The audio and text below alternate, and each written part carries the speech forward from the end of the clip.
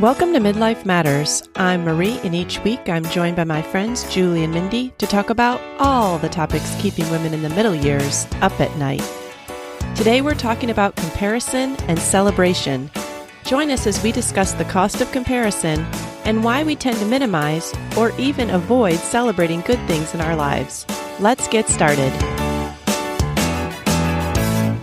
Listeners, today we're talking about comparison and celebration. Two very different ideas.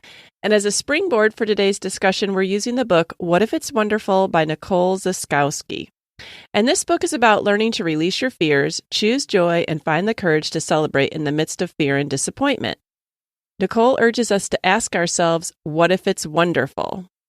And listeners, we've been taking a couple chapters of this book a month and talking about them, but as always, you do not need to be reading the book in order to enjoy this episode. We're just using the materials this week from chapters 5 and 6 to think about and make changes in our lives.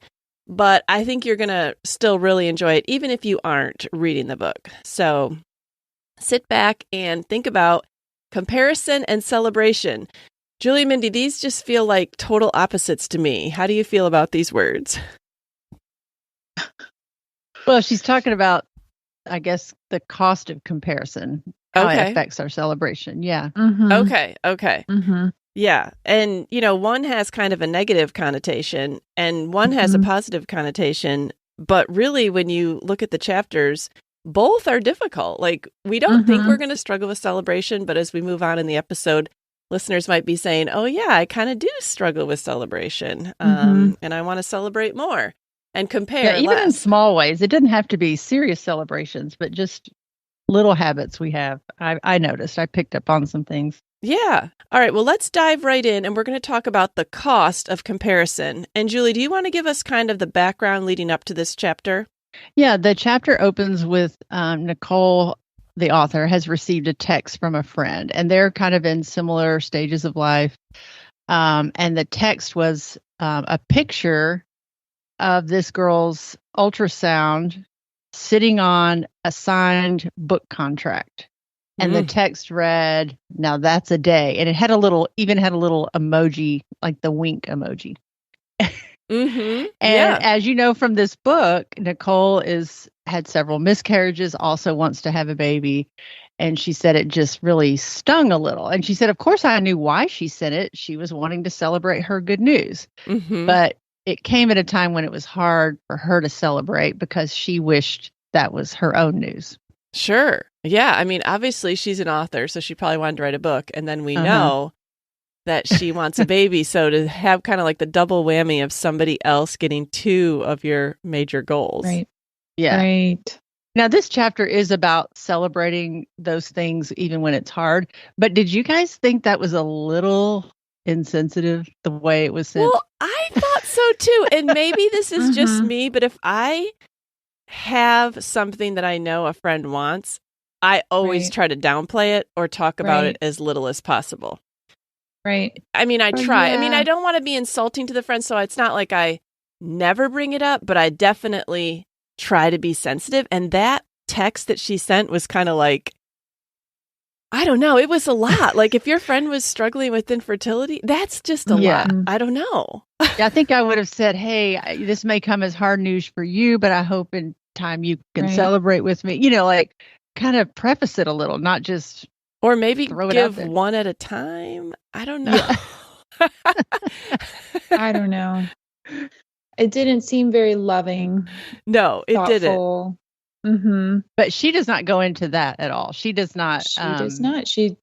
No. She looks inward instead of sitting around and talking bad about the text with all her friends, which is, the typical reaction. Can you believe? Right. And Nicole didn't even go there. I just thought it was interesting. Yeah. Well, she did say that friend had a few honorable mentions in her therapy sessions. So like Nicole has talked about that friend in her therapy sessions. And so obviously they're close and kind of their lives are intermingled because you probably wouldn't bring up just a casual friend in therapy. Right. Well, and obviously, you know how there's certain relationships that just naturally get to a competitive place because you have similar interests, pursuits, desires. And so, unfortunately, sometimes when you're with people that you have a lot in common, it can get competitive, which doesn't feel good to either person. So this must be that friend. And that kind of leads into the first question, like, what are the things that make it hard to celebrate a dream in somebody else's life, that you'd like to have for your own? And I think she used the word parallel journey. And I think, when it's harder when you're kind of in that same stage of life, wanting the same things at the same time. You can't always feel like it's a competition, maybe, I think that the quote that she starts out the chapter with is something that we should share with listeners. Love it. It says, a man will speedily sit down and sympathize with a friend's griefs, but if he sees him honored and esteemed, he is apt to regard him as a rival and does not so readily rejoice with him. This ought not to be. Without effort, we ought to be happy in our brother's happiness. And it is true that I know that I am much more quick to commiserate with a friend or try to comfort a friend than I am maybe to celebrate. And that's wrong. Do you guys find yourself in that position? Yeah, that's definitely easier to do, I think. Yeah. Especially if you're kind of consider yourself equals and on the same track, I guess, the example that came to my mind was when I graduated pharmacy school, I applied for a residency after graduation, as did my closest friends.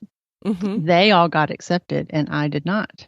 And I was, I cried the whole weekend. I was so disappointed. I even got angry and I was like, how I thought about like all the ways I deserved it. And then I got over it and I was able to move on and congratulate them. And it turned out for the best. It really did. But I think now, like if somebody landed this great job in pharmacy, I'd be like, whoo, more power to you. Go girl. Yeah, because you don't care as much. Right. It's like I'm not competing for that same thing. So it would be so easy to celebrate. Right. And this happens, I think, when you have kids that are real close in age or siblings that are real close in age.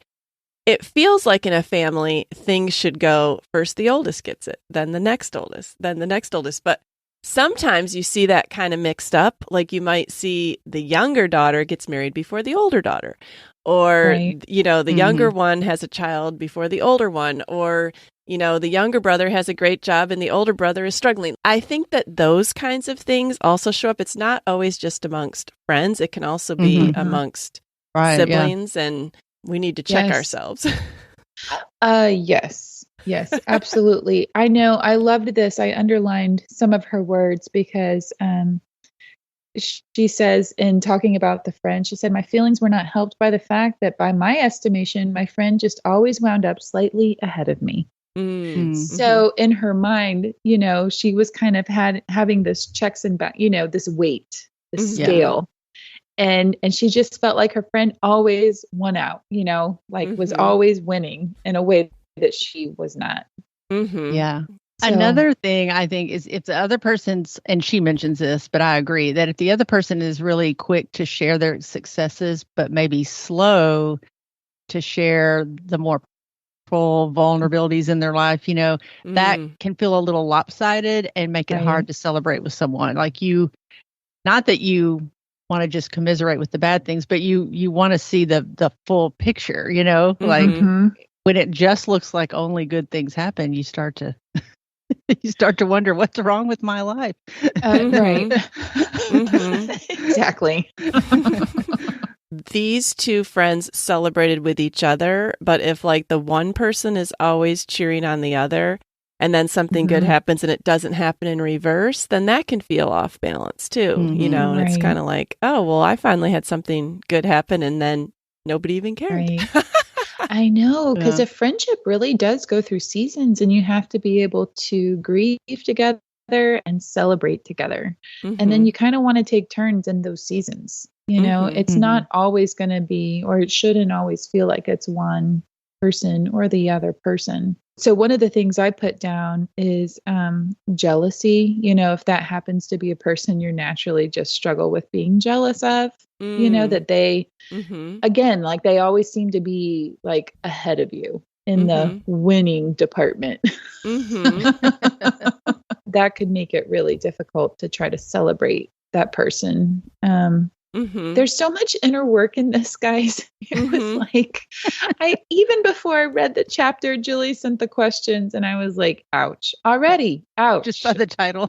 Oh my gosh. And I've been much more aware of how comparison has kind of stolen my joy, because I know we're going to talk about that more, but just comparison jumps into your mind a lot more than you realize. So when you start kind of listening into your thoughts, noticing that, it's really always going to be lopsided, and you're always going to feel like you're missing or losing. Yeah. And I've kind of been there for 2 years. So, you know, when, because John's illness affects our whole life, there's just not an area that is untouched by, you know, the wishing I was celebrating this or that or whatever. Right. So it's this. I guess maybe that's why this chapter it just hit me in a hard way and in a good way. Right. Julie, do you find yourself comparing yourself to yourself, like your past self or a past season? Because that's something that I've struggled with too, is just not even other people all the time, but that's very, very myself. accurate. Yes. Maybe you're comparing like 2 years ago, the holiday versus life and what we did and what we could do, and just seeing all the limitations now is very hard. Yeah. Right. Well, what are some of the costs of comparison? I mean, I think we all know them, but I think naming them is helpful. So what are some of the costs that you guys notice about comparison? Well, Mindy mentioned one already. Damages our joy. It's a real joy killer. Yeah, it is. Yeah, it is. It does. Kind of like we learned in Happy School, once you start thinking those thoughts, if you don't reframe them or refute them or replace them, they just lead to negative thoughts and feelings. Right. That kind of can be hard to get out of. So you have to recognize them quickly to get out of it. Right. I put down dissatisfaction. Like a lot of times we can be motoring along perfectly happy, like not even noticing a problem. And then we come across something that has someone or something that is going better for them than us, or they have something that we don't have. And it's like, oh, well, now I'm not happy with mine anymore. Right. I know. I was doing fine. Yeah. It doesn't even have to be that ignorant. We didn't really even seek that out, but like dissatisfaction, or it doesn't even have to be with a thing. It could be like dissatisfaction with a relationship. Like maybe you find out that someone's, you know, and I'm not using any particular example from my life, but this is just easy for people to relate to. Like maybe you find out that someone's husband does X for every anniversary, and all of a sudden you're like, well, darn, like my anniversaries stink because I don't, no one does X for me. You know what I'm saying? But you thought they were pretty good until you heard Right. that. That's what I'm saying. Like, it wasn't even that I was thinking about my anniversary. It's not even near it. But you know what I'm saying? Like, dissatisfaction can hit us out of nowhere. Right. Well, and I think it can just like destroy or hurt relationships because, and it could be with the person you're comparing yourself, but it also could be, Maria, like, now you're mad at your husband. It could be, it could affect your relationship with your husband because of what you're comparing over here. Like she says that comparison always demands a winner. Like there's no tie games. There's going to be a winner or a loser. That's and even if that's in your own mind, like you may not have even voiced that to anybody, but you're thinking that, and then it affects your husband. Yeah. He's in trouble. Yeah. And he didn't even know what hit him. Right. Like, what changed? Yeah. Look, I just need to get off social media, honey. Okay. I was going to say social media, like that's, I mean, there's other costs of comparison, but I definitely think like social media just feeds dissatisfaction. Like you get on social media and there's nothing wrong. And 5 posts down in your scrolling, all of a sudden, you know, your clothes are frumpy, your hair is terrible, your kids, you know, are losers. Yes. I mean, it's like, it's just like everything in your life starts to feel, you know, terrible the more you scroll. It's so true. Did I say that out loud? No, but it's true. Like, why do we do that to Yes. ourselves? I'm glad we can laugh about this because this is a problem. This is a problem for me. And because it's what our eyes are looking at, right? It's these pictures. And so we just said just a moment ago, when we were ignorant, we were happy. When we're ignorant of other people's highlight reels, we were happy. At the same time, to truly love other people, you need to be involved in their highlight reel. All right. Whether it's in person or online. Right. And it's hard because as soon as somebody else has something, you're like, what about me? That is the very next thought. It doesn't even matter how blessed you are. As soon as somebody else has something, where's mine? Right. Well, and to go on record, this is to elevate myself here and not be so condemned. I really don't think that I want them to not have it. It's just I would like it too. Yeah. It's not like they don't deserve it. They shouldn't have this. It's like, oh, it'd be nice if I had that too. Yeah, that it'd be nice comment is so like that's the slippery slope right there. Yeah, it must be nice. Must be nice. Yeah. Must be nice. Do you guys struggle more with comparisons in like material type things, maybe like career type things, or like other things that people have, or other experiences that people have? Like maybe they travel a lot, or they, I don't know. Or do you struggle more in like envying like relationships that other people have? This is just coming to my mind. Like, I don't think that probably anyone struggles with all of those. I think we all have kind of like an Achilles heel, maybe. Like someone could get a brand new car and I'm like, good for you. I don't really care. Like, I don't ever sit back and think, oh, I wish I had that car. It doesn't bother me at all.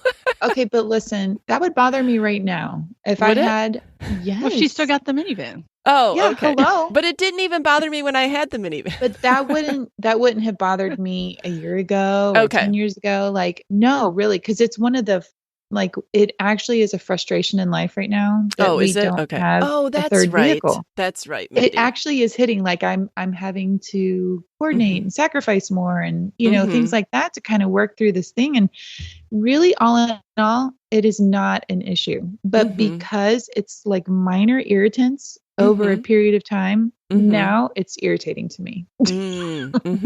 Yeah. But like, it's not in the grand scheme of things. It's like when I think about it, Yeah.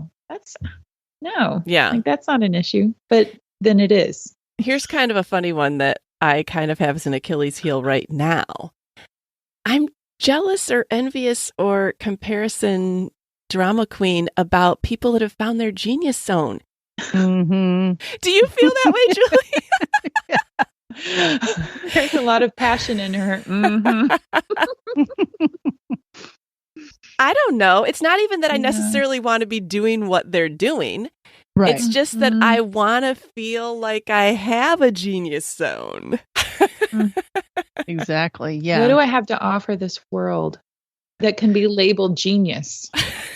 And that's part of it, Mindy, because I think that we want what we're doing to be labeled successful, genius, super worthwhile. Couldn't go on. The world couldn't keep spinning without her. Because when you have like a family, you kind of just in that little orbit have all those names on your roll.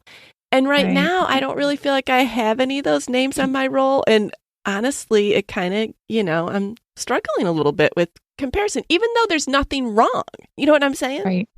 Yeah. Yeah. That's definitely me.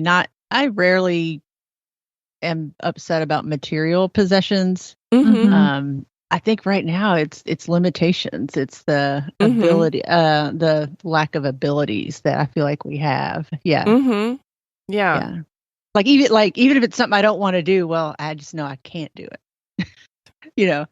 Yes. I know. I would say anything physical when it comes to your health, that trumps everything else that's exterior, because I do remember being concerned years ago that something could be wrong. And I remember the feeling of it added an instant weight, and it skewed my view of everything in the future. And I remember thinking, gosh, I was oblivious yesterday. I did not, now this has tainted everything. Like I wish I could go back to the freedom of who I was yesterday. And I remember it being very significant and everything was fine. But I do remember it changed everything. Mm-hmm. Mm-hmm. Yeah. Yep. All right. Well, what are some of the things we tell ourselves in order to be okay with others' successes?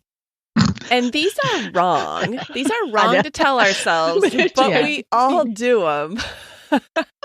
I loved that. Like when she said, I think it was on page 49, she said, we've all found ways to be okay with other people's successes. But she said, I'm not proud of the fact that I've rationalized other people's achievements by comparing and contrasting their life with hers. Mm-hmm. And my first thought with like that we all do is like when we see somebody that's beautiful and famous and with a lot of money, like a Hollywood actor, what do we all say? What do we say? Their marriage is probably terrible and their kids don't know them. Their personal lives are so messed up. Yeah, that's what I'm saying. Like their personal lives are all so messed up. Mm-hmm. Yeah. They don't have anything but the looks. Yeah. And I didn't realize like that's to make us feel better.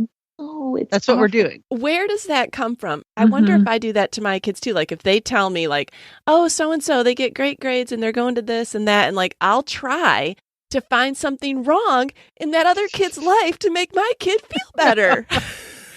Did you see the word she used for that? She called it the twisted equalizer. Okay, I am doing the twisted equalizer. Am I the only mom that does that? Do you guys ever do that for your kids?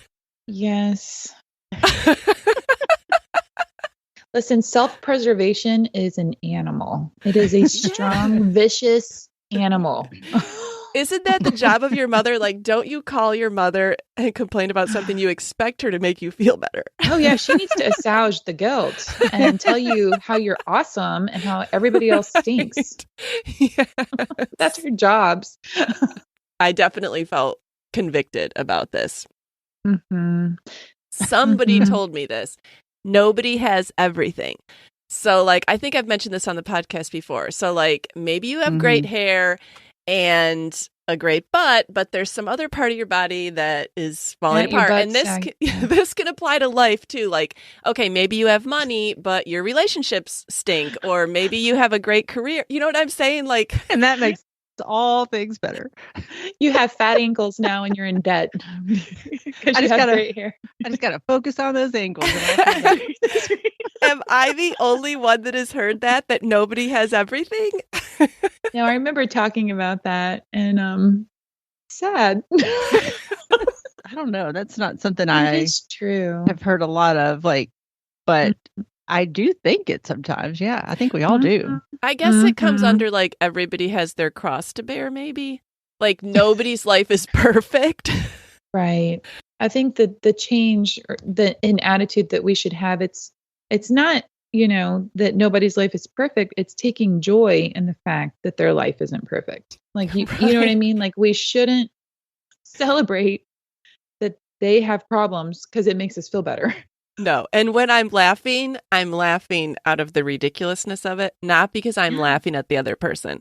Like we do this in our mind. Like she talks about, we have like little scoreboards in our mind. It's like, okay, well, and it's not that we're taking glee in it. We're just trying to make ourselves feel more comforted that, okay, the scale isn't so off balance. Yeah. I do think a lot of that happens in our mind. Like some of the other ones that she mentioned was like, if they're wealthy, it's like, well, all the wrong things matter to them. Like they're materialistic, or if they're real fit and slim, then they're so self-absorbed and vain. Yet that's what we would like. We would like to be those things, but we'd like to be slim and fit. That's true. But we would label theirs as self-absorbed and vain. Yes.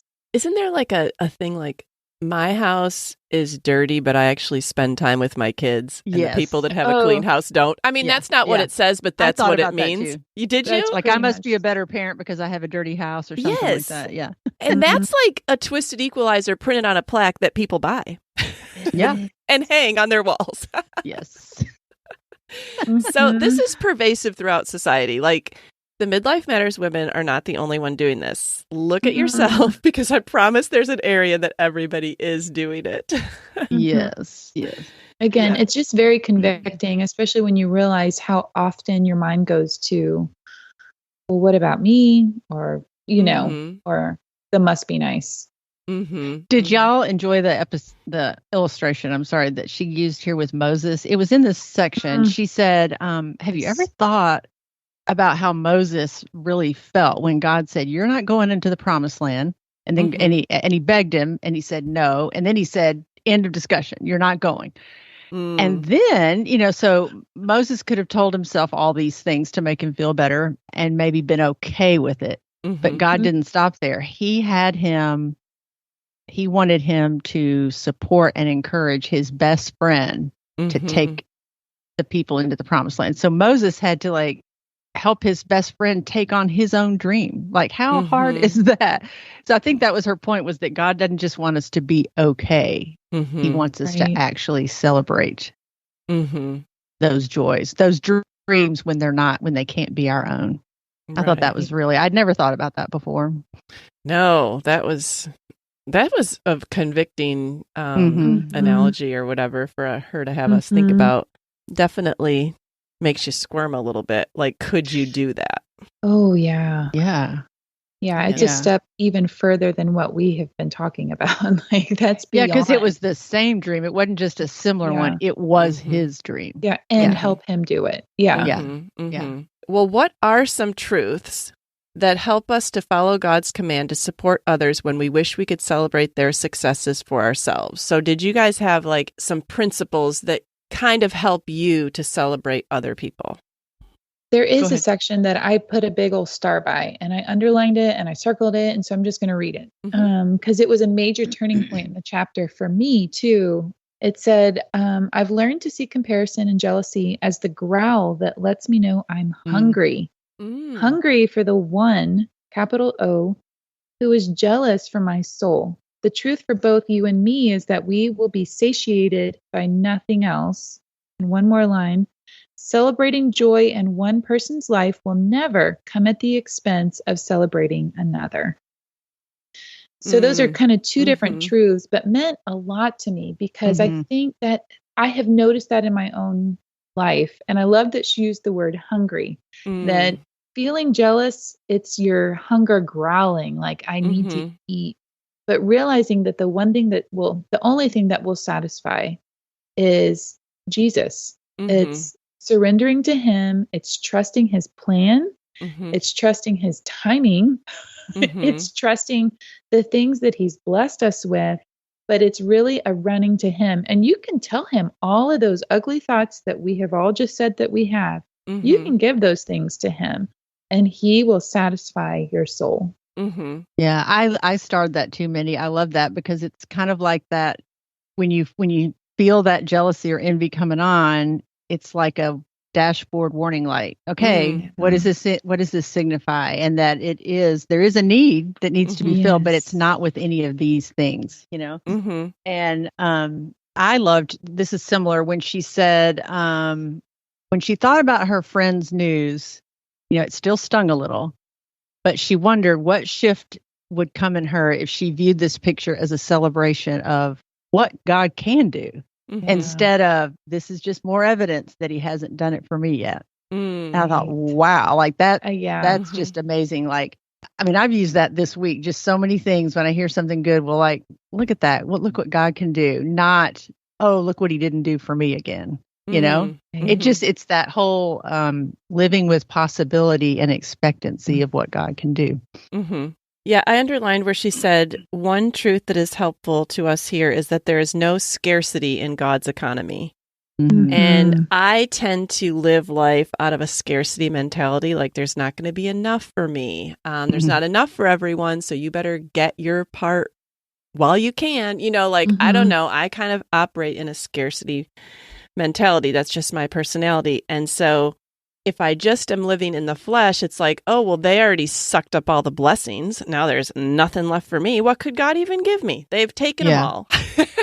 Right. When really God has unending resources and limitless blessings, and he has something for you. It's not like there's a pie and they're going to run out of pieces before you get some. Right. He's not finite. Yeah. Yeah. And I like that she said, well, like even with with the story I told about the pharmacy residency spot. Yes, that was a spot taken it was taken up and I didn't get it. Mm-hmm. But in the long run, I have to trust the story that God is writing for me, Mm-hmm. and that was the best scenario. That was what was best for me. I'm so glad I didn't get it now in hindsight. Mm-hmm. And she mentions trusting God as the flawless author of our story. So lately, my prayer has been, Lord, help me to want the story you are writing. Because he does write the best version. It just doesn't often match our expectations. So we think it's not the best. Mm-hmm. So my prayer is just to help me want the one you're writing. Mm-hmm. Amen. I feel like so often in life, it all comes back down to simply the two greatest commandments: love God with all your heart, soul, and mind, and love your neighbor as yourself. Because I feel like even in this, are we really trusting God that he knows what's best for us? You know, are we looking to him for every source of joy and comfort, and that maybe that thing is not what is good for you, that there's a reason that he has allowed things, and there's a reason he's given things. Both come from his hand. And are we loving others as ourselves? Are we putting others before ourselves? Because we can't truly do that unless we're trusting God with our future. Because if you feel like you're taken care of, you're not going to want for anything. You're fine. But it comes back to that. And that's, I mentioned earlier, self-preservation is a beast. It's an animal that we have to beat back, because in every statement, like I was even journaling this past week, and the Lord was convicting me of something. And I was truly convicted of it, and I was writing about it. And then my very first thought right after that, I wish this person would learn this. And I was like, oh my gosh, I can't get away from it. I can't get away from that, like that second reaction of what about them? Like, okay, God, like you're teaching me this. Can you teach them that too? You know, like it's this, again, it's the self that longs so desperately to be first and before and have everything. And it's not good, because it goes against God, and it goes against his commandments. Yeah, the self in self-preservation is the bad part, right? Instead of dependence on God. Yes. Well, did y'all catch the redemptive part of the Moses story she puts in at the end here? I love this go ahead part. and tell us. So Moses didn't get to go into the promised land, but she points out in the New Testament, he is one with Jesus on the Mount of Transfiguration, which is in the promised land. I've never thought about that. That mountain is in the promised land. So he did get to go to the promised land, but it just wasn't in the way he envisioned it. So there's just so many possibilities of what God can do and how he can work that aren't on our radar. Yes. So I love that. Yeah, that is really good. All right, Julie, well, why don't we talk about chapter 6, Celebration? Can you give us a little background on that?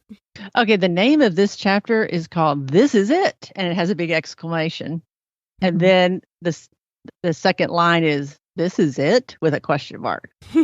And so Nicole is given the opportunity to lecture and do this live therapy session at this therapist conference. And I think it's at the university where she received her master's degree. So it's a huge honor. And so she did this live therapy session that was unrehearsed, unscripted, in front of all her peers.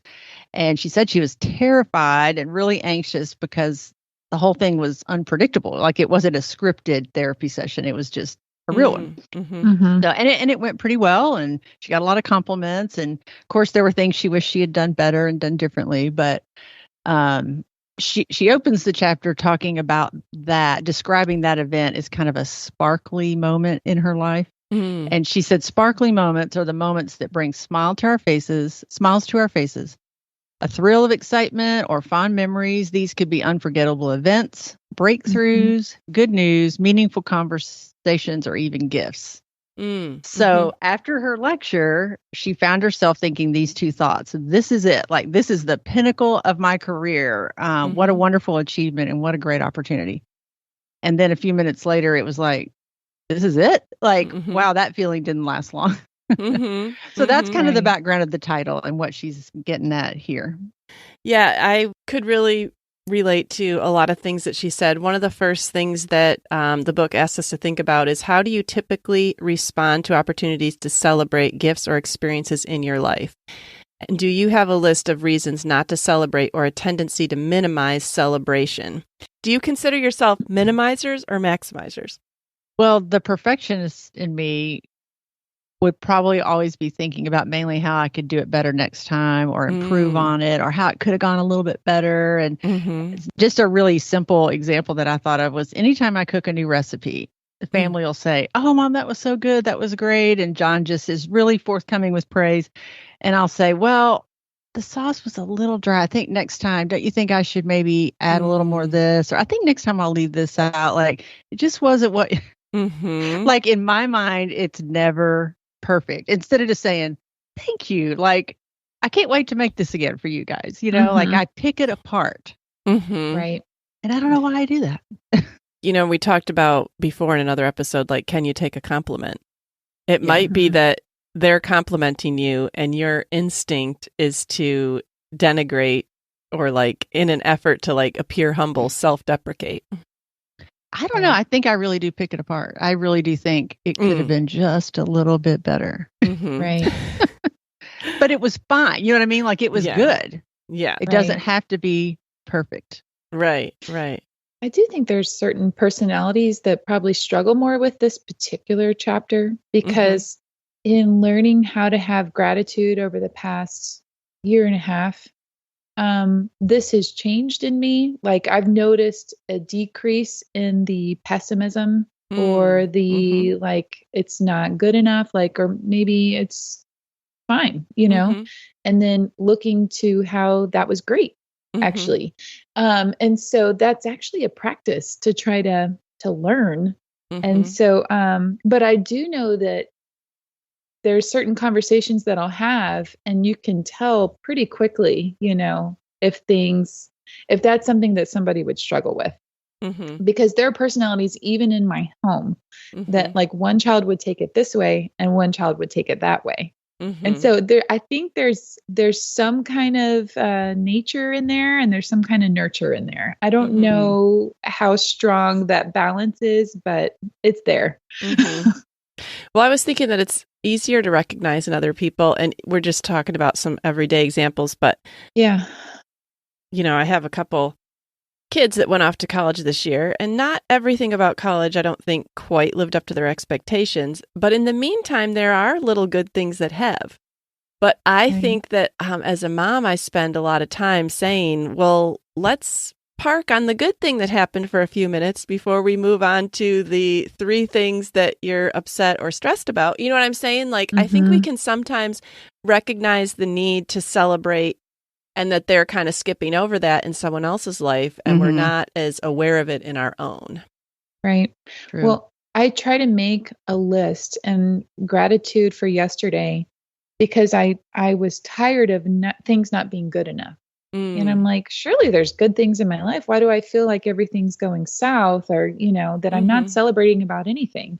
So now to me, I was like, I'm going to celebrate the stupid stuff, Sometimes like you have to. Listen, today I was like, I woke up grumpy, and I'm like, this is not normal, but so I'm going to have to practice. So I wanted to get my car detailed, and I'm like, well, the line's probably too long, but I'll drive past. And there was no line. I was like, I'm going to celebrate that there was no line. I could go get my car washed. You know what I mean? But it was just, I'm looking, and it depends on what you're looking for. And some days it's easier than others, but I mean, celebrate the stupid stuff. I hate to call it that, but I mean, it might feel like things. it's maybe you can call the small things. Oh, okay. I'm sorry. That's much nicer. Celebrate the small things, because they turn into big things, and then it teaches you to look for that. It gets the ball rolling. Yeah, it does. It does. It said that, have you ever gotten something or achieved something that you thought would make you want for nothing else, and then it lost its satisfaction potency? And I'm not saying that doing this was something that I thought would make me want for nothing else, but like planning my daughter's wedding, all of us planning and everybody on board, and she was the first one to get married, so it's all on your mind, and that's all anyone ever asks you about and all that. And I remember, leading up to the days leading up to it are so exciting. The day of is so exciting. And then I remember the day after. And I thought, this is the biggest letdown. Like, less than 24 hours, I was dancing and celebrating. And now it's like, what? It's just regular old Monday morning? Like, I just remember, and I even Googled, like, mother of the bride letdown the day after the wedding. And there were all these chat pages where people were talking about the same thing. And it made me feel better to know that I was normal. But also just that no matter what, like good, fun, wonderful experiences, they come to an end. And then you do have to go back to real life. Yeah. And I think that's her point, is that those things are worth celebrating and worth being excited about and joyful, but they don't satisfy forever. Like they don't bring that same feeling of fulfillment and joy for long. And I think when I was younger, I probably did this a lot more because I remember kind of bargaining with God. Like I think we all did that when we were really young. Like, oh God, if I could just have this, I know I'll be so happy, and like getting into this school or getting married, like, that's going to be the end all, or having a first child, having a girl, having a boy, like getting this house, like making this friendship work or whatever, and it's not like any of those things I became unhappy with. They just didn't fulfill that deepest longing that we all have, like you are going to eventually want something else later, I read something that just kind of blew my mind this week when she shared a story about what Jesus said on this topic. Actually, I had read this chapter, and then my pastor even mentioned it in the sermon that very week. So I always know that God's trying to get my attention when he says the same thing through two different people very close together. So I was like, okay, take notes. So I went and read the story, and it's in Luke 10:17 through 20. And it's Jesus, just to summarize, Jesus is sending out 70 people to go into all these towns kind of ahead of him before he gets there and he gives them power, and they're able to like cast out demons and have all these, all this power to heal and do things. And they come back to him and they're just all ecstatic and joyful that they have done all these great things. And he says, kind of a warning to be aware that, yeah, that's great, but that joy isn't going to last. Celebrate the fact that your names are written in heaven. And often when I've read that before, I was like, well, that's kind of a killjoy thing to say. Like, right. Well, yeah. And so he knows our tendency is to rejoice in things that will not last. And he's not saying not to rejoice in them, but he knows our hearts, that we put too much and expect too much from that. And he's saying, this is the real thing. Like, this is where you should really invest your joy in something eternal. I just thought that was great. And she also lists a C.S. Lewis quote, and I love him. And he said, we are far too easily pleased. How quickly we are to settle for earthly joy instead of being satiated by the joy that is to come. And so our pastor, his comment on that was, how often do we expect more fulfillment from an earthly gift or celebration than it was ever meant to give? So I was like, gosh, that has got to go on a note card on my mirror. Because it really does help me to think about all the things that I think, if I just had this, I know things would be better. Things would be easier. I really wouldn't want anything else. And I know that is not true. That is a lie. That is deceptive. So that was just really powerful. Yeah, because now we're older in our life and we've had so much life experience, and we should be able to look back and, like you said, we've been doing this our whole life thinking, well, if we just get this, but there's always one more thing, Yeah. Don't you think when you're younger, that joy lasts a little while, and then something else does come along and it lasts, and you can kind of string them all together and be happy for a long time. But as you get older, not as many new things are coming along, and maybe you're starting to even lose some things. True. So I think that gives you that age and experience gives you a different perspective.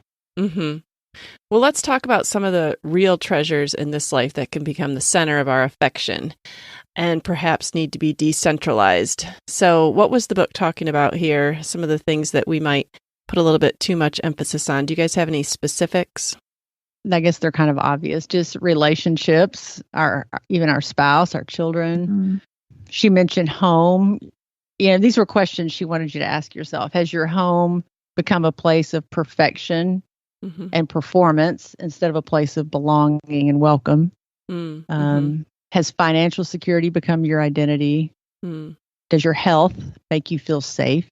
Does your hard work make you feel secure? None of those things are bad.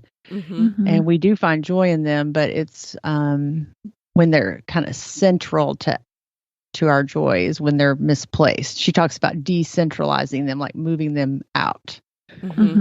That's a hard one. Yeah. Something we definitely need to work on. It's just telling. I think about when my kids were little and if they were having a rough day, man, I had a rough day, and I remember thinking, like, I can't be so emotionally tied to my kids. Like, it's just too much like the ocean, and it changes. And the waves, they're high, they're low, they're here, they're there. And there had to be something that, was an equalizer. And that was God. I had to be able to give my children's, grieving, frustrating situations where they didn't perform or didn't achieve or didn't reach the thing that they were trying to reach, so that I didn't take it on so personally. It's because I guess I felt like when I was younger, like, well, because I really care, I have to carry this. And so I think, there was just, praise the Lord, just a time to be able to learn how to give that over. You're still doing something with it, but you're not carrying it. You're giving it to the one who can. Yeah. That's a good reminder. Well, what are some potential consequences of our earthly joys eclipsing celebrations that will last forever? Because that's what we're kind of talking about in this chapter 6, celebration. And there are some celebrations that will last forever, but I think we can sometimes lose sight of that because the earthly ones are satisfying enough. Like she says, we just failed to see the one, Jesus, who is the only ultimate fulfillment for all that we desire. She said it's what our hearts crave. I mean, I don't even know if you can see that or know that until, or at least I couldn't until I was faced with losing something really big.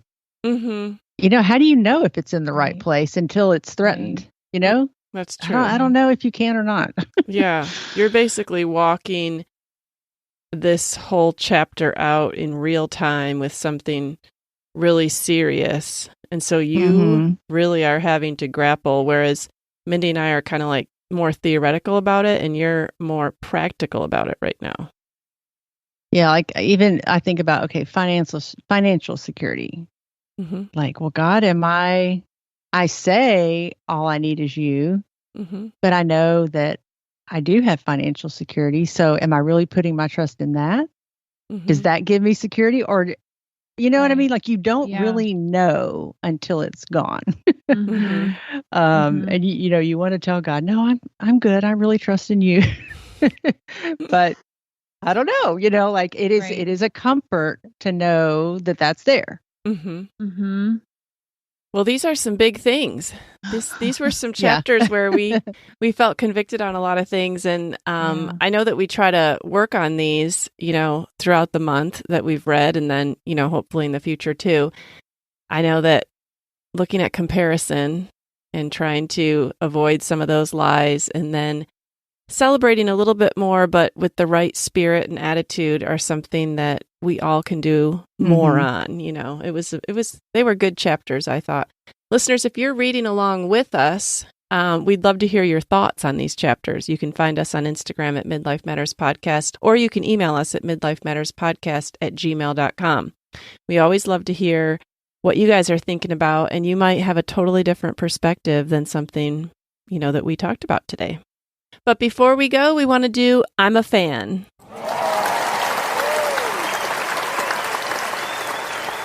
All right, Mindy, what are you a fan of this week? Well, a fun little thing that I found on an end aisle at Target. Oh, I love the end aisles at Target. I didn't need it, but then I did. That's okay. But then I saw it. I wasn't dissatisfied until I walked to the end aisle of Target. Okay, so I found a new candle, and Ooh. I'm really pretty specific on candles and Yeah, I know. You and all like that. certain like scents, or you don't. They Yes. sometimes can bother your breathing. Yeah, I thought you just Right. had one. I thought you I only had did, one candle. Julie. Good memory. I have talked about the little Glade apple cinnamon candle Right. for Mhm. forever. Mhm. So when I saw this beautiful jar and it had this kind of brass lid on it, Mm. like it was Mhm. round, and the front of it had this beautiful floral thing, and it was basically apple and cinnamon flavored. Mm. And the top of the lid says "Beloved." I was like, "Gosh, that is so pretty." Mhm. And it's a candle, and it has 3 wicks in Oh, it. nice. Mm. And so I was like, gosh, it's kind of the perfect size. And so I think it's soy. I should have looked more closely at it, but it was just so pretty. But I've already gone through one, and I went back and Wow. they had a special. So I bought 2 more. But the scent is beautiful, and it burns the ratio of wax to wick is perfect. Mm. So it actually burns evenly all the way down. Oh, does that make sense? Yeah. Yes, Yeah. that's important. Okay, to me it is. I'm like, Yeah. like you wasted half of it because you didn't make. But so 3 wicks, so it's just really pretty. So in the darkness, my little yeah. beloved candle, apple Mhm. cinnamon flavor. It just smells so good. What's the brand? Really, the name of it is Beloved Apple and Cinnamon Bark Wick Jar Candle. Oh, okay. Well, send me a link and I'll put it in the show notes. I will do that. So it's a vegan scented candle. Nice. Okay. All Looks right. like it's by Beloved. So it's just beautiful. Perfect for fall. Mhm. Yes. All right. Julie, what are you a fan of this week? Well, I'm a fan of someone else cooking my turkey. So Yeah. I'm having our whole family together for Thanksgiving. Our kids are coming from Texas, and they'll be here for the week. So I didn't want to spend a week cooking. I am going to cook all our sides, and that will be fun. But the turkey is never fun because I No. never really think it turns out that great. Mhm. So I called a local barbecue place, Martin's Barbecue, and they do smoked turkeys. Oh, that And I was sounds real good. nervous about it. And I talked with somebody the other day and said, I've had that and it is so delicious. So I was like, okay, done. I'm gonna Perfect. go ahead and pull the trigger on that one. So I've ordered the Yes. turkey, and I ended up getting 2 pies and a little bit of ham Oh, perfect. to go with That's it. So that just takes a whole lot It off my mind. I was does. already stressing about it.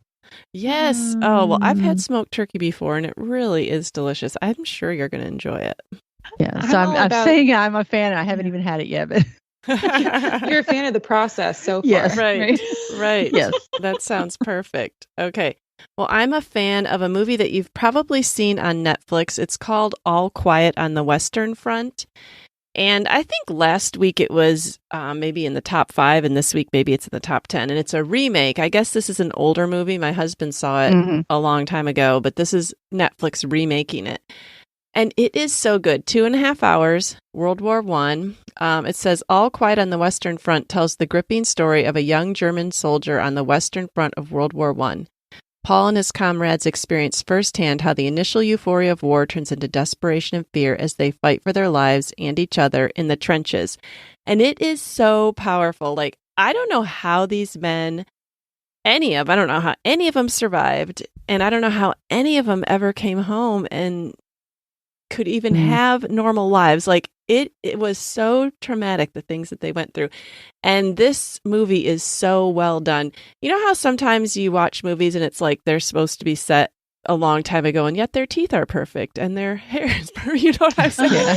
Yeah. These Yeah. characters look really realistic. The acting is really realistic. Like, everything about it was really good. So Steve and I both enjoyed it, and I urged my boys to watch it on their own because I just think it's amazing what men of that generation did. Yeah. But anyways, it is in German. Like, we watched it in German with the English subtitles, but you can set Netflix to English Mhm. so that it would be in English words. Now, the mouth wouldn't quite match, but if you really don't want the German. But I thought the German just made it more realistic. But I would definitely recommend that, 2.5 hours. If you guys have even teenagers at home, like that would be such a great movie to watch as a family and just really appreciate what, past generations have done.